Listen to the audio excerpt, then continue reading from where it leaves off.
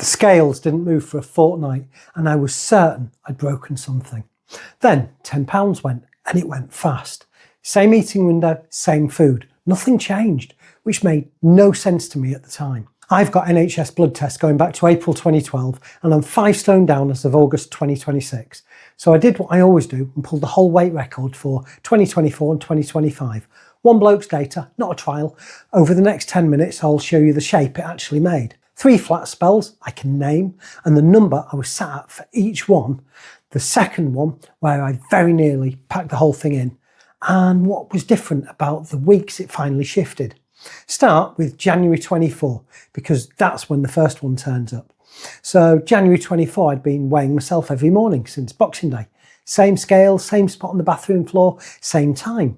Before anything, which sounds obsessive and probably was. The 29th of January I was 17 stone dead, 238 pounds. 30th of January, 16 stone 8, 232. £6 overnight. I checked the battery. I checked whether the scales had shifted onto the tile edge. Weighed again, still 232.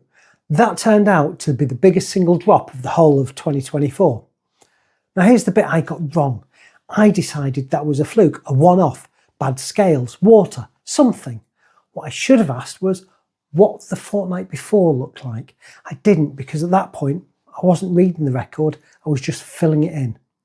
March 24, 90 days in, 15 stone 5 or 215 pounds. 2 stone 5 since Boxing Day. I felt unstoppable, genuinely ordered smaller shirts. June 24, 180 days in, 15 stone 7, £2 heavier than I'd been 3 months earlier. And that, I'll be honest, that one nearly finished me. 90 days of doing the same thing and the number had actually gone the wrong way.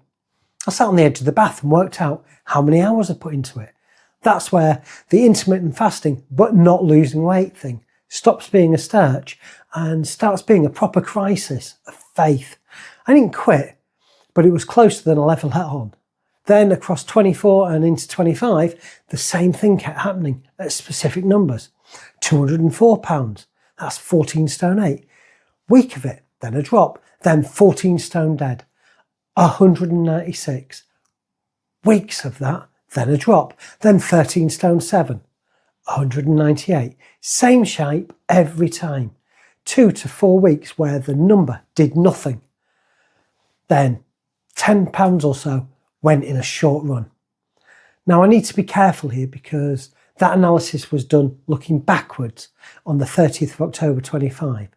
So I can give you the numbers I sat at and I can give you how long each spell ran. I can't pin every one of them to an exact week and I'm not going to pretend otherwise. What I can tell you is what the moving weeks had in common. Every one of them had an extended fast in it. Not the flat weeks, the moving weeks. Whether the fast caused it or just happened to land there, I don't know. One person, no control group, and about 4 other things changing at the same time. And a thing I completely missed for the best part of a year, across the 22 months from Boxing Day 23 to October 25, I lost £59. Work that out per day and it's under 1/10 of a pound, less than £1 a week. And that's the whole transformation. I'm 53, I was on 6 medications and I'm now on none. I didn't read about this and decide to make videos. I did it, tracked it, got the bloods and tests to prove it, and then made the videos.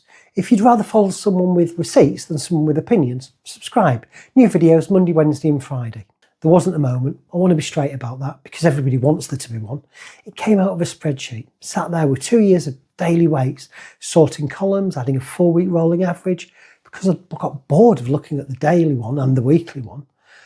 And the flat spells just went, not smoothed over, had gone.